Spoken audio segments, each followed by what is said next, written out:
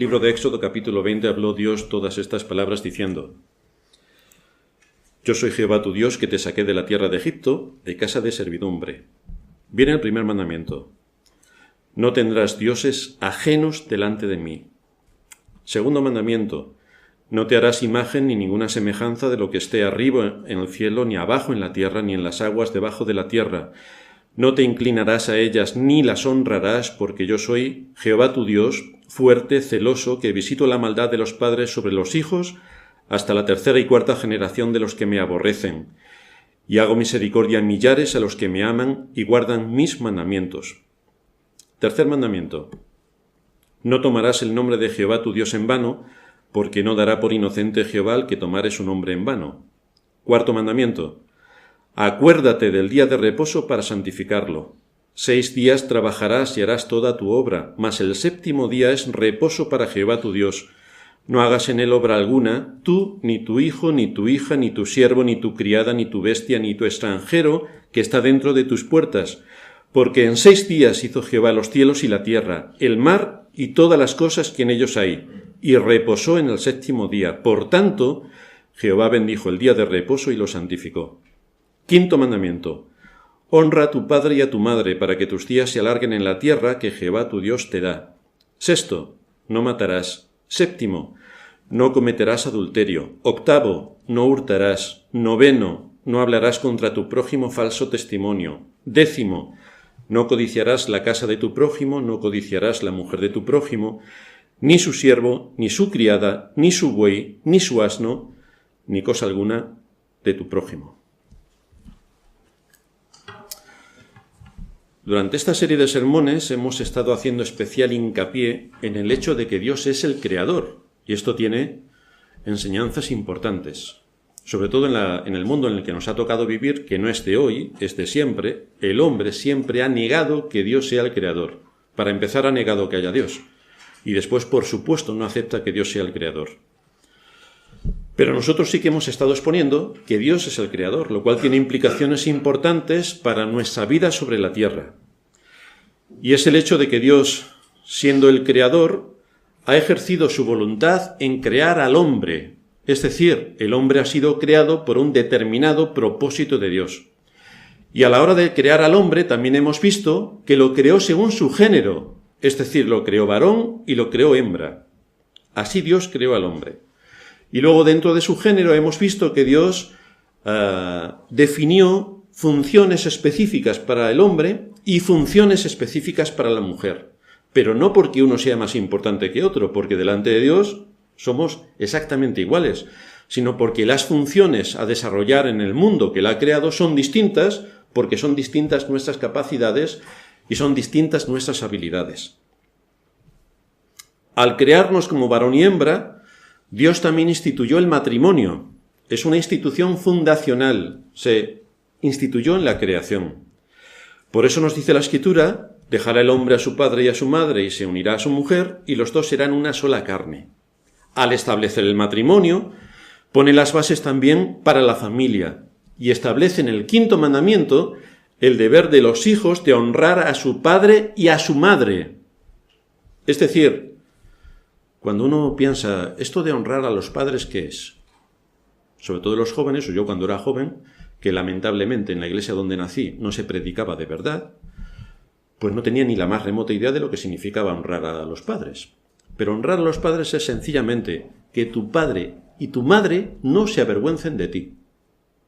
¿Puedes hacer algo por lo que tu padre o tu madre se avergüence de ti? Le estás deshonrando. Por lo tanto, estás atentando contra el mandamiento. Frente al hecho de que Dios es el Creador, de que ha traído a la existencia de la nada, solo por la palabra de su poder, todo cuanto existe, todo el universo, los seres invisibles y los seres visibles como somos nosotros, el hecho de que haya estructurado la sociedad del mundo, que fue creado para nuestro bienestar, supone que Dios tiene todo bien organizado, bien planificado y bien diseñado para que todo funcione en este mundo de una manera adecuada y que todos nos podamos desarrollar en el mundo que Él creó. Sin embargo, ante todo lo que Dios es como creador y ante todo lo que Dios es como legislador, el ser humano, por su condición natural después de la caída, lo niega absolutamente todo. De manera que retuerce todo lo que Dios ha dejado en su palabra para decir lo contrario a lo que Dios en su palabra enseña. Es como el hijo que después de haber nacido en un hogar confortable, después de tener por parte de sus padres todo el cariño, el amor, la comprensión, después de que sus padres le compran su vestido, le dan de comer todos los días, le compran todos los útiles que necesita para entretenerse, le dotan de una habitación en su hogar, le dan todo lo que este hijo pudiera necesitar y más aún, resulta que el hijo reniega de sus padres, se rebela contra sus padres, no acepta la autoridad de sus padres, reprocha cualquier cosa a sus padres y tiene una guerra continua contra sus padres. Esto es lo que vemos en muchas familias. Pues esta es la característica del ser humano respecto a Dios. Dios le ha dado capacidades, le ha dado la inteligencia, le ha dado el don del habla, le ha dado un mundo en el que vivir, le ha dado la naturaleza, le ha dado capacidad e inteligencia para que explote todos los recursos y obtenga beneficios, y a pesar de todo lo que Dios le ha dado, el hombre reniega de Dios, niega a Dios, niega que sea el creador, niega que sea el sustentador, por supuesto niega completamente cualquier cosa que tenga que ver con la soberanía del hombre. Por lo tanto, el hombre se cree soberano para todo. Dios no es soberano, es el hombre el soberano. Así vemos que Pablo describe esta situación cuando nos dice en Romanos 1:21 que habiendo conocido a Dios, y solamente para conocer a Dios tenemos que salir al campo y ver la naturaleza, o mirar al cielo y ver todas las estrellas que hay, las galaxias y lo que supone este evento creador, después de haber conocido a Dios, no le glorificaron como a Dios ni le dieron gracias, sino que se envanecieron en sus razonamientos y entonces su necio corazón fue entenebrecido. Es decir, ¿no queréis aceptar que Dios es el creador y es el legislador? Pues vais a tener lo que corresponde a vuestra necedad. De esta manera hemos visto que como Dios se revela como el creador, el ser humano muestra su indisposición para aceptar esta explicación que nos dan las Escrituras y asume que el universo se creó por casualidad, empezando con el Big Bang. Hubo una explosión, ¡boom! Y aquí estamos nosotros, seres inteligentes, que nos vestimos, tenemos nuestro iPad, nuestro iPhone, los más pobres tenemos un Android, pero todo ha sido de casualidad. Vosotros poneos a hacer una obra en casa o a arreglar algo en casa y veréis las casualidades. Y todas las casualidades son para que todo salga mal. Pero un milagro de los milagros, para que nosotros seres inteligentes estemos aquí, todo ha sido casualidad. Esto es incomprensible, porque yo cada vez que me pongo a hacer algo en casa, todo me sale mal. Y resulta que el universo se ha creado todo bien, de casualidad. Cuando Dios dice que Él creó al hombre, ese mismo hombre, quien atribuye a la casualidad el que de la nada exista la vida, asume por tanto que Él es el resultado de un proceso evolutivo de millones de años. Y es tan evolutivo que estos millones de años dieron como resultado un mono. Y después del mono, aquí estamos nosotros, tan monos. Si Dios establece los géneros en la creación del hombre, entonces es ese mismo hombre quien llega para decirnos que esto que Dios estableciese los géneros, eso es anticuado. Hay que ser progre. Y ser progre es pensar como pensaban en Sodoma y en Gomorra. Esos sí que eran progres. Lo del género es un accidente biológico. Por lo que si tú quieres, puedes decidir cuando tú quieras si eres hombre o mujer. Así que tú eres lo que tú quieras ser. No hay más que vernos al espejo. Si es Dios quien establece el matrimonio, el hombre llega entonces para decirnos que eso está anticuado, eso del matrimonio, casarse. Uf. Ahora todo vale con todos, con todas y con todes. Da igual. De ahí que Pablo pueda decir, profesando ser sabios, mira que somos inteligentes los seres humanos, sobre todo en el siglo XXI, no como los lelos que vivían en el siglo XV antes de Cristo. No, nosotros somos inteligentes. Y Pablo dice, profesando ser sabios, se hicieron necios. Profesando ser sabios, se hicieron necios. Pero Dios no se presenta solamente como el creador y recibe esta rebelión tan orquestada a nivel mundial, lo cual es bastante lo cual a Dios no le pilla por sorpresa, porque si nos vamos al Salmo 2, ahí vemos cómo Él anuncia su voluntad y su juicio. En el Salmo 2 es curioso porque nos dice: ¿por qué se amotinan las gentes y los pueblos piensan cosas vanas? ¿Cuál es el razonamiento que tienen los pueblos para pensar que Dios no es el creador? ¿Cuál es el razonamiento lógico? ¿O cuál es el razonamiento para pensar que Dios no es el legislador? ¿Por qué se amotinan las gentes y los pueblos piensan cosas vanas?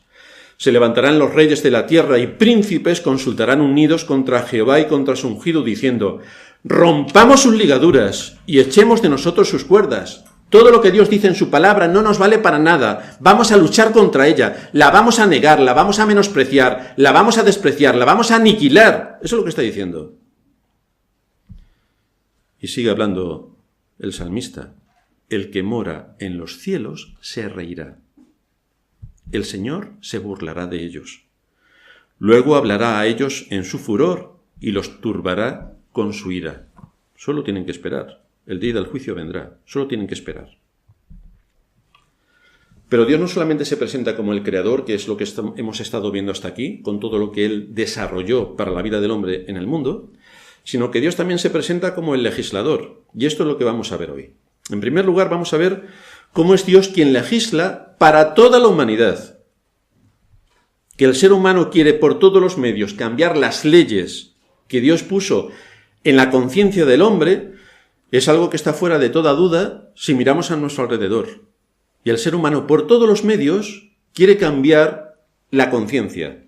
De ahí vemos el ataque brutal que hay, no solamente en nuestros días, sino desde siempre, contra la conciencia, por cambiar lo que Dios ha implantado en la conciencia, por cambiar los conceptos del bien y del mal. Ya Isaías escribió: hay de lo que a lo malo dicen bueno y a lo bueno dicen malo, los que cambian.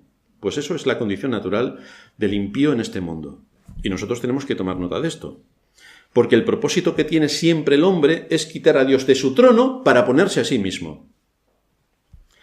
De ahí que tengamos que hacer mención nuevamente de los signos distintivos que nosotros debemos mantener con precisión respecto a lo que somos como cristianos. Tenemos que luchar por mantener nuestros signos distintivos. Tenemos que seguir manteniendo con firmeza lo que nos muestra la voluntad revelada de Dios que está contenida en las Sagradas Escrituras. Como Dios es el creador y Él trajo el universo de la nada, todo lo que existe en el espacio de 6 días, no de 6.000 millones de años, no de 6 épocas, sino de 6 días literales, y puso al hombre en este planeta llamado Tierra, y lo creó según su género, como varón y hembra, e instituyó el matrimonio como la base de la vida social en este mundo, así también como el Dios creador que es, ejecutó su poder para legislar, porque el mundo es suyo, y como es suyo, legisla. Es así como cada uno de los 10 mandamientos señala directamente al hombre en su vida sobre la tierra. Es la ley establecida por nuestro Creador que tiene como propósito regular todas nuestras actividades en este mundo de una forma ordenada y coherente. Tú observas los 10 mandamientos y puedes tener la absoluta seguridad de que este mundo se puede desarrollar coherentemente. Es la ley establecida por nuestro Creador que tiene como propósito el regular nuestras actividades. Acordaos que el que predica soy yo y no la cámara que estáis mirando todos. Yo. Por lo tanto, Dios no busca nuestro mal, sino nuestro bien. Por eso nos da los 10 mandamientos. Y esto afecta a nuestras relaciones personales. Afecta nuestras relaciones en el hogar. Afecta a nuestras relaciones en el trabajo, en la sociedad, en la iglesia. Afecta a nuestras relaciones con Dios como creador y nuestras relaciones con Dios como el legislador. Afecta a todo. Esto es lo que contienen los 10 mandamientos. Es una enseñanza que tiene que ver con cada uno de nosotros, conmigo y contigo. Tiene que ver con la conciencia y con el corazón. Y la enseñanza de los 10 mandamientos incomoda mucho, porque a nadie le gusta. A nadie. Dice un comentarista: los 10 mandamientos son impopulares porque son personales y porque nuestra filosofía de vida rechaza aceptar un criterio objetivo de lo bueno y de lo malo que interfiere en su vida y en sus intereses. La gente religiosa quiere una religión, pero que no interfiera en su vida. Por eso en las iglesias donde se predica con precisión el Evangelio, ¿qué hace la mayoría de la gente? ¿Cómo van a venir a una iglesia donde te digan exactamente cuál es la enseñanza de Dios y cómo tienes que someterte a la enseñanza de Dios para pensar lógicamente y racionalmente y lógicamente en el mundo espiritual, tal y como Dios se ha revelado en su palabra? Esto incomoda completamente. Por esto, cuando preguntamos a las personas cómo se definirían, la mayoría de las personas se definen como buenas y que luchan contra la injusticia. Ese es el concepto que el hombre generalmente tiene de sí mismo. No solo es bueno, sino también es justo. Ahora, para llegar a esta conclusión, deberían tener un referente en base a qué son buenos y en base a qué son justos, porque si no tenemos un referente, en base a qué somos lo que decimos ser.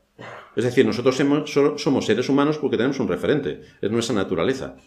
No somos una sardina, no somos una pescadilla, no somos un león, todos tienen distintas naturalezas y nosotros estamos dentro de la categoría de seres humanos. Pero ¿por qué el ser humano se define a sí mismo como bueno y como justo? Yo soy un buen ciudadano, por ejemplo. Soy un buen ciudadano no porque voy bien vestido, sino porque cumplo con la ley de mi país. Entonces, si tú cumples con la ley de tu país, ese es el referente para que tú puedas ser o puedas estar bajo la categoría de buen ciudadano. Mi referente es la ley de una autoridad superior que me puede castigar si no cumplo. Pero yo no soy la ley. La ley viene de una autoridad superior a mí mismo. Y entonces tengo un referente para saber por qué soy un buen ciudadano. Pero el hombre de nuestros días se considera bueno y justo al margen de lo que dice la ley de Dios. Su parámetro no es la ley de Dios, es lo que a él le parece. Fijaos, si soy bueno, que no atraco a mano armada ningún banco, porque eso sí sería muy malo. Ahora, el mandamiento cuando habla del robo, no dice robo, dice hurto. Y el hurto es algo muy civilino que uno puede hacer casi sin darse cuenta. Por ejemplo, le podemos hurtar a Dios su gloria, cuando hoy, en el Día del Señor, no le rendimos el culto racional que Él demanda. Estamos hurtando. Pues así también tenemos a muchas personas que se llaman cristianas, que creen que son cristianas porque de acuerdo a lo que el mundo entiende que es una persona buena, ellos son buenos y por lo tanto, por eso son cristianos. No les importa mucho lo que Dios diga en su palabra, sino que lo que les importa es lo que ellos creen. Son buenos y con eso es suficiente para ser salvos, porque son buenos. Pero esto no es así. En segundo lugar, vamos a ver cómo es Dios quien muestra su misericordia al darnos los 10 mandamientos. Por esa razón el apóstol Pablo nos dice en Romanos 7:12 que la ley es buena si uno la usa legítimamente, porque hay también un proceso para usar la ley de forma perversa. Pero Pablo dice, la ley es buena si uno la usa legítimamente. Es la ley la que nos lleva a Cristo, porque la ley nos dice, tú eres culpable y no tienes ninguna forma de salvarte de la condenación a la que la ley te lleva. Y por lo tanto nos abre el camino hacia Cristo. La ley, nos dice también un salmo, es lámpara a los pies, es la que alumbra el camino, es la que nos dice por cuál camino debemos andar. ¿Puedo matar a mi prójimo? La ley me dice no matarás, por lo tanto ya me está marcando el camino por el que debo andar. Es la que nos advierte del peligro, es la que nos enseña a pensar. ¿Por qué diciendo la ley no matarás se cometen tal nivel de abortos? Claro, los progres de hoy dicen, es que eso no es un ser humano. Ah, no. Es una cepa. Es un bote de tomate. ¿Qué es? Claro, le quitan la cualidad de ser humano que tiene el feto y con lo cual ya están libres de no ser acusados por el mandamiento. Pero el mandamiento es bastante claro. No matarás. No puedes quitar la vida a ningún ser humano aunque esté en el seno materno. Por lo tanto, la ley nos lleva a pensar y nos lleva a conocernos a nosotros mismos cuando nos pone delante de su espejo. Por eso, no solo tenemos que estudiar a Dios como el Creador, lo cual nos separa enormemente de la moda del pensamiento que tenemos en nuestros días y del adoctrinamiento perverso de nuestra sociedad en cuanto a ideología de género y en cuanto a negar cualquier situación que tenga que ver con Dios, sino que Dios también es el legislador, quien nos enseña para que podamos tener el único y válido referente para pensar de forma lógica y de forma racional con respecto a los temas espirituales. Fijaos que estamos diciendo de forma lógica y de forma racional. Las iglesias que trabajan de forma ilógica y de forma irracional, y uno solamente tiene que entrar en una de esas iglesias para ver que todo lo que se está haciendo es ilógico e irracional, podemos tildarlas de sinagogas de Satanás, porque ahí el Espíritu de Dios es imposible que esté en el medio del desorden y del caos, porque Dios es un Dios de orden y es un Dios que trata todas las cosas de forma lógica y razonable, y ese no es el ambiente al que el Señor nos tiene acostumbrados. Por eso nos dice Pablo, el texto que leíamos antes en la introducción, que en cuanto a la pasada manera de vivir, despojaos del viejo hombre. ¿Y qué es lo que tiene el viejo hombre? ¿Qué es lo que nos lleva y qué es lo que trae de fábrica el viejo hombre? Que está viciado conforme a los deseos engañosos. Es el deseo de mi corazón. ¿Qué es lo que yo quiero? Pero yo me puedo engañar a mí mismo, porque quiero ir por ese camino y aunque la Biblia me dice que tengo que ir por aquí, yo me puedo engañar a mí mismo para ir por ese camino. Justifico mi pecado, razono mi pecado y entonces cometo mi pecado, como es el caso de los abortos que comentábamos antes. Ellos razonan que lo que hay en el seno materno no es un bebé, es un bote de tomate. Y entonces lo pueden desechar sin ningún problema. Renovaos, dice el apóstol Pablo, en el espíritu de vuestra mente y vestíos del nuevo hombre creado según Dios en la justicia y santidad de la verdad. ¿Y dónde tenemos la verdad de Dios revelada? En las Sagradas Escrituras. ¿Y dónde tenemos la síntesis de la voluntad de Dios? En los 10 mandamientos. Ahí está la síntesis. Por lo tanto, tenemos que pensar lógica y racionalmente en el mundo espiritual, en qué es lo que Dios nos ha dejado. La referencia que tenemos, por tanto, para saber si estamos pensando bien o mal es la ley de Dios. La referencia que tenemos para saber si yo soy una persona buena o no es la ley de Dios. La referencia que tengo para saber todo lo que ocurre en este mundo es la ley de Dios. Esa es la referencia. Si quito esa referencia, todo vale. Aquí llegamos a un acuerdo de que hay que matar a los menores de 20 años y los matamos porque es por consenso, porque eso es lo que hace la sociedad en la que vivimos. Llega a un consenso sobre algo y lo acepta. Pero la ley de Dios no es por consenso, es la ley, es lo que dice la ley y es a la que todos tenemos el derecho de someternos. Cuando el hombre desoye la palabra de Dios y su ley, es cuando muestra la realidad de su condición caída. Ahí es cuando se evidencia. El Señor le tuvo que enseñar a su pueblo en el desierto lo necesitados que estaban de él para mantenerse con vida. El Señor les libró de la mano de los egipcios. Les hizo cruzar por el Mar Rojo en seco. Les dio maná cada día. Les dio agua continuamente. Cuando se pusieron a quejarse de que no tenían solamente maná, qué fastidio que nos dé solamente maná, el Señor le dio codornices para que pudieran alimentarse de carne. Y lo que les estaba recordando continuamente es que sin mí nada podéis hacer. Cuando llegaron a la tierra prometida, por fin, después de 40 años, que pasaron 40 años por su desobediencia, cuando llegaron por fin a la tierra prometida, la advertencia fue clara. Es el texto que encontramos en Deuteronomio 8:11. Cuídate de no olvidarte de Jehová tu Dios para cumplir sus mandamientos, sus decretos y sus estatutos que yo te ordeno hoy.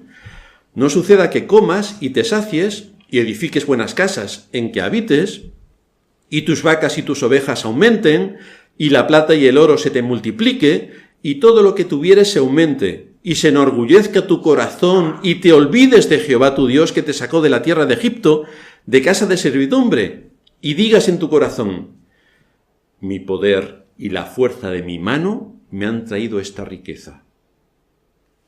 No te olvides que todo lo que tienes es de Dios, no te olvides. Que si te va bien en la vida es gracias a la voluntad de Dios.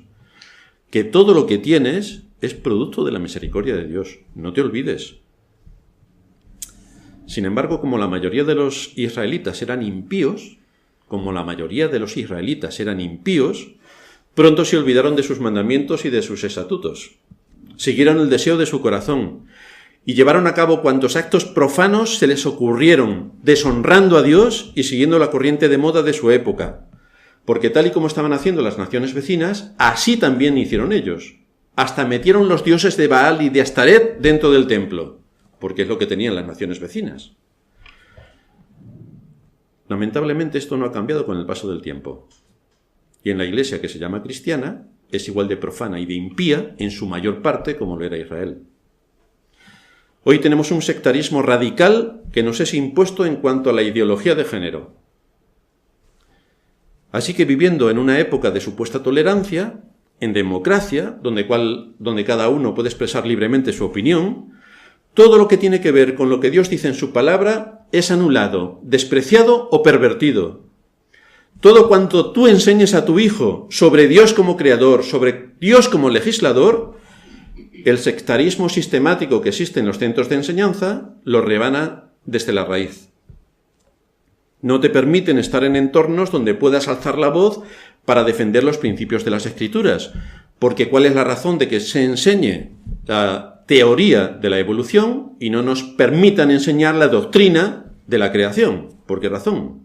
Si vivimos donde los centros de enseñanza deberían ser los centros del saber. Pero no, hay sectarismo. Y a esto se le une tristemente la Iglesia oficial, los cristianos, que como el Israel impío, acepta en su mayor parte que venimos del mono. Sí, esto la Iglesia evangélica. Acepta en su mayor parte que venimos del mono. Solamente hay que verles a ellos y el cerebro que tienen.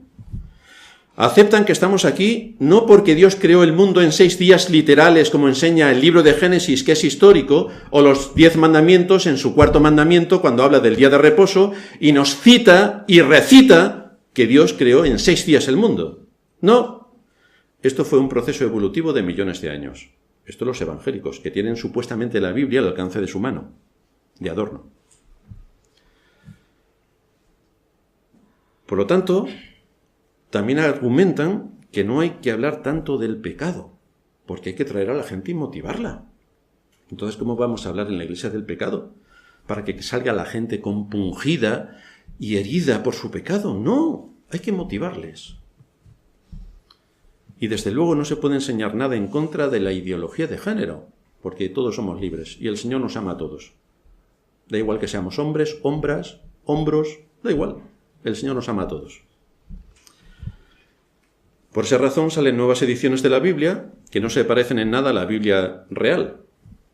Pero ¿a quién le interesa a Dios? Si podemos manipular también la Biblia y sacar otra Biblia distinta. Ya existe una que se llama La Palabra, que de la palabra tiene solamente la palabra. Lo demás es todo falso. Es lo que hacen los católicos, por ejemplo, con su catecismo. Cogéis el catecismo de la Iglesia Católica y veis el primer mandamiento, amarás a Dios sobre todas las cosas. Y sigue así los mandamientos. Pero luego si nos vamos a la Biblia, ese no es el primer mandamiento. Pero fijaos cómo se pervierte el sentido de las cosas para que la Biblia se quite de su lugar, se ponga el catecismo y los seguidores de la Iglesia Católica sepan todos que el primer mandamiento es amarás a Dios sobre todas las cosas. El problema es que los evangélicos también se lo creen, lo cual es ya el colmo del colmo, la perversión superlativa.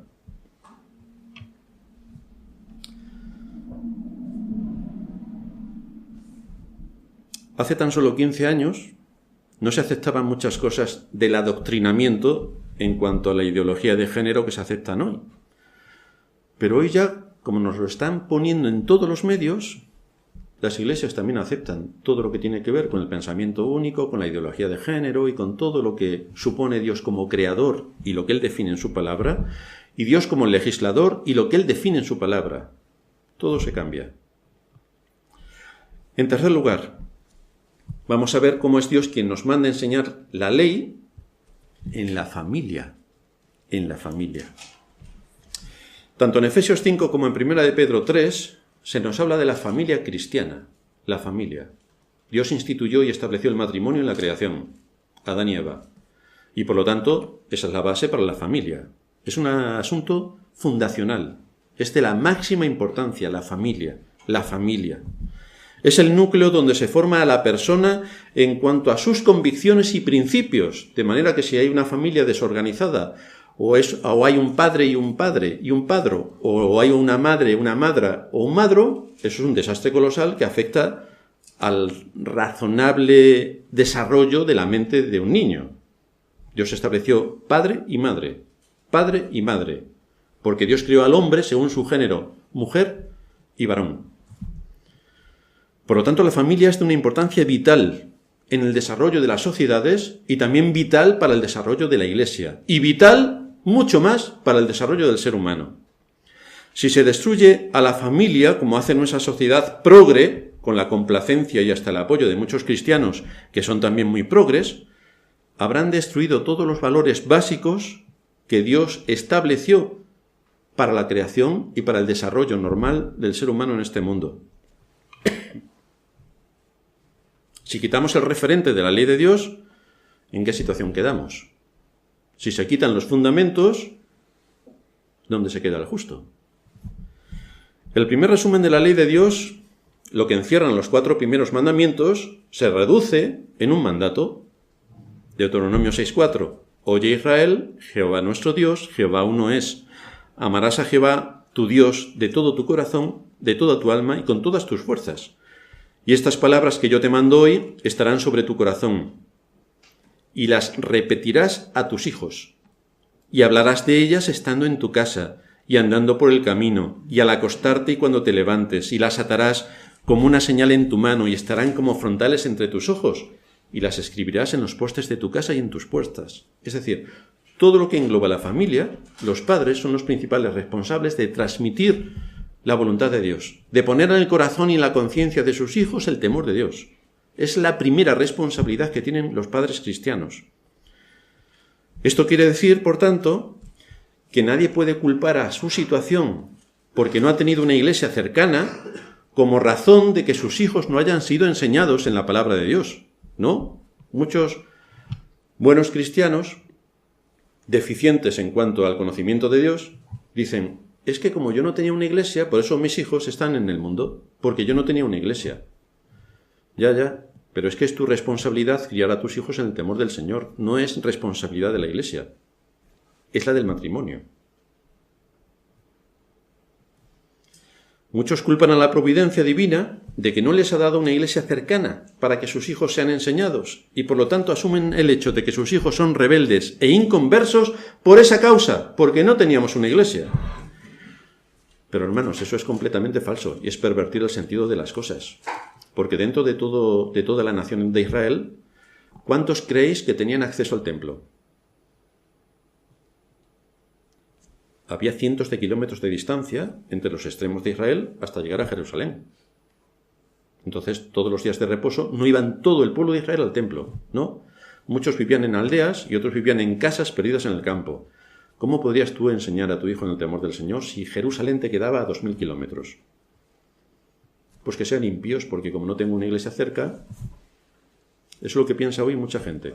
Como no tiene una iglesia cerca, pues sus hijos son impíos. ¿Qué le vamos a hacer? Es culpa del Señor que en su providencia no me ha dado una iglesia cerca. Ya.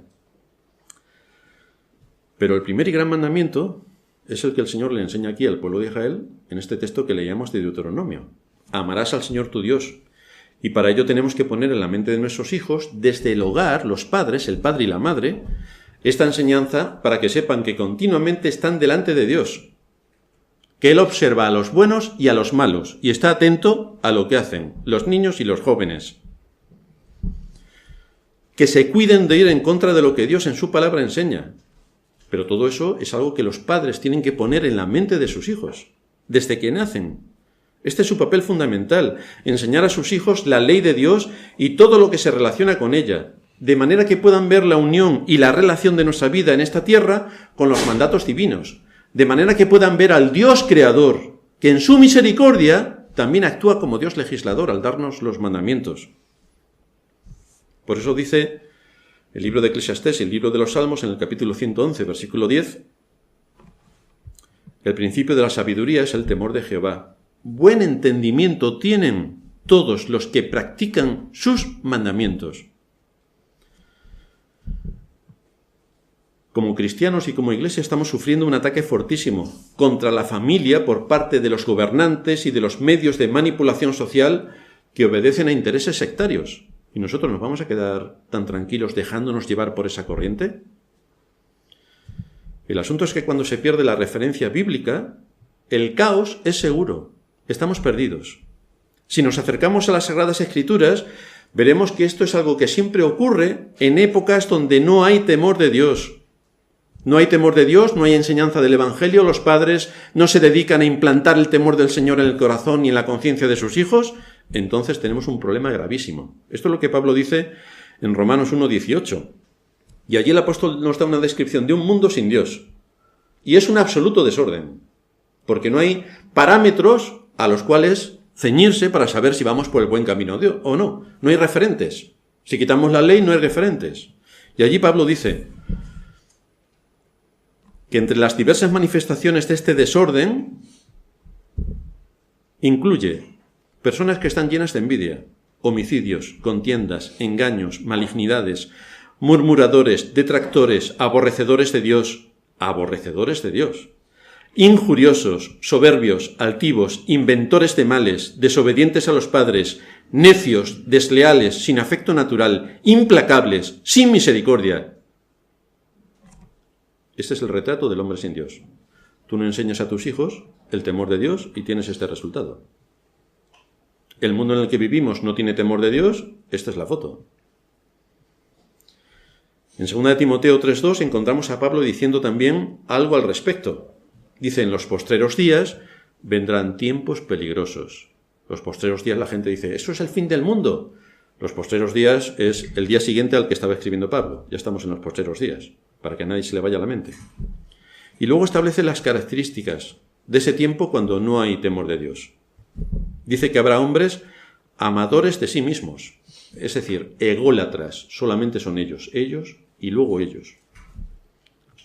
Avaros, vanagloriosos, soberbios, blasfemos, desobedientes a los padres, ingratos, impíos, sin afecto natural, implacables, calumniadores, intemperantes, crueles, aborrecedores de lo bueno, traidores, impetuosos, infatuados, amadores de los deleites, más que de Dios.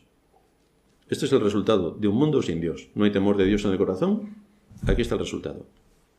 En cuarto lugar, vamos a ver que es Dios quien nos muestra la importancia de la familia como medio para el testimonio. Es por esto que la familia cristiana debe ser el modelo para todas las demás familias. Recuerda que tu familia está siendo observada. A ti te parecerá que no, pero tu familia está siendo observada.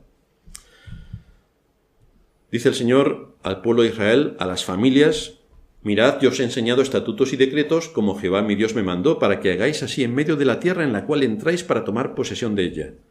Guardad pues estos mandamientos y estatutos y ponedlos por obra, porque esta es vuestra sabiduría, y esta es vuestra inteligencia ante los ojos de los pueblos, los cuales oirán todos estos estatutos y dirán, ciertamente pueblo sabio y entendido, nación grande es esta, porque ¿qué nación grande hay que tenga dioses tan cercanos a ellos, como lo está Jehová nuestro Dios en todo cuanto le pedimos? ¿Y qué nación hay que tenga estatutos y juicios justos, como es toda esta ley que yo pongo hoy delante de vosotros? ¿Quién tiene estas leyes? Los 10 mandamientos. ¿Quién las tiene? El pueblo cristiano. Pero es que estas leyes somos obligados a extenderlas a todas las naciones, porque es la ley de Dios. Y de ahí que muchas de las naciones se rigen por la ley de Dios.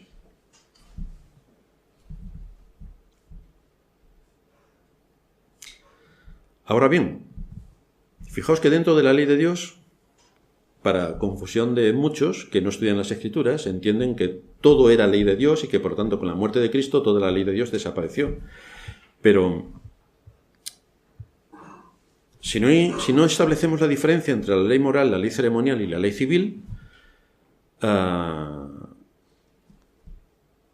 y que todo en Cristo, cuando Él vino, se acabó, si esto fuera así, ¿qué razón tendría Juan el Bautista para condenar a Herodes, que no era judío, por adulterio? Si no fuera que la ley moral es para todo hombre. Si solamente fuera para los hebreos, Herodes no era hebreo. ¿Y por qué Juan el Bautista le llama la atención severamente? Algo que le costó el cuello. Si esto fuera así también, ¿cuál sería la razón por la que Pablo discutió con el gobernador Félix, que era romano, sobre la justicia, el dominio propio y el juicio venidero? Si esto no fuera para todo hombre, ¿por qué habría de hablar de esto?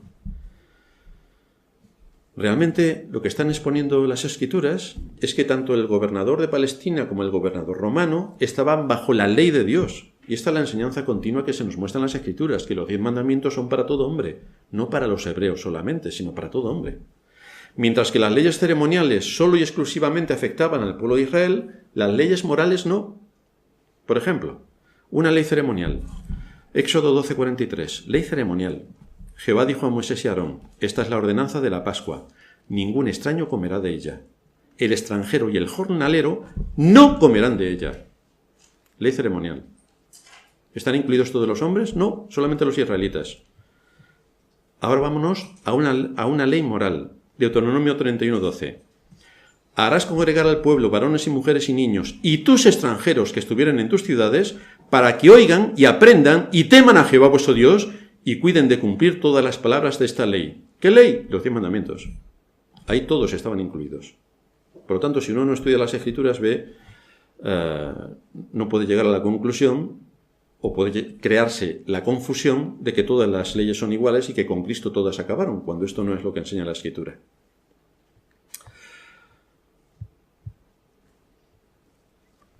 Para finalizar,